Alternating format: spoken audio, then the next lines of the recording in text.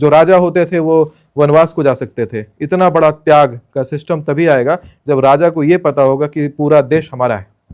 अभी राजा को ये नहीं पता है कि देश हमारा है कि जनता को नहीं पता करना क्या है। राजा का काम है नेतृत्व देना, जिधर डायरेक्शन देगी जनता उधर दौड़ जाएगी। आता ही लोकशाही कामाची नाहीये, मतदार सुद्धा सुज्ञ लोक राहिलेले नाहीत। हुकुमशाही आली की सगळे असे एका दोरीवर येतील।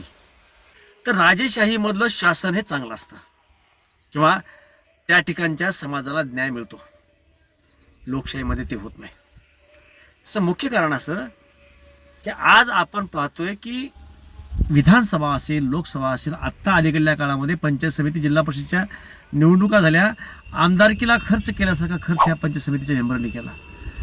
मग जर हे लोक लाखो रुपयाचा पैसा इलेक्शनसाठी खर्चत असतील, निवडून येण्यासाठी खर्चत असतील, तर निवडून आल्यानंतर त्यांचं प्रथम कर्तव्य हेच आहे की हा गेलेला पैसा निघेल कसा। आणि मग ज्या लोकांचं फोकस पैसा काढणे, पैसा कमवणे हे असेल, स्वाभाविकपणे अशा व्यक्ती भ्रष्टाचाराला खतपाणी घालतील। स्वाभाविकपणे जर भ्रष्टाचार वाढत जाणार असेल, पैसा कसा खावा आहे ते पाहणार असतील, तर जो काही समाज आहे याकडे दुर्लक्ष होणारच आहे। आणि त्यामुळं लोकशाही हे वरदान की शाप ही म्हणण्याची आता वेळ आली आहे। आज तरी ह्या देशातल्या लोकशाहीकडे पाहून वाटतं की ही लोकशाही वरदान नाही आहे, लोकशाही शाप आहे। इथे मनमान्य पद्धतीने कारभार चाललाय। हेच लोक आज जे लोकशाहीमध्ये सत्ता भोगतायत, हेच लोक हुकुमशाह होऊ द्या। म्हणजे मी असं म्हणेन, मला माझी भावना समजून घ्यायचा प्रयत्न करा।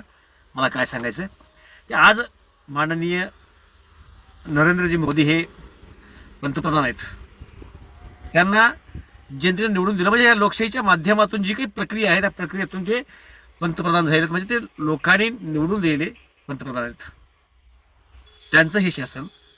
आणि आपण कल्पना करून जर बघितले की नरेंद्र मोदी हेच हुकुमशाह असतील, म्हणजे राजशाही ज्या पद्धतीची होती त्या अंगाने मी हुकुमशाह म्हणतोय।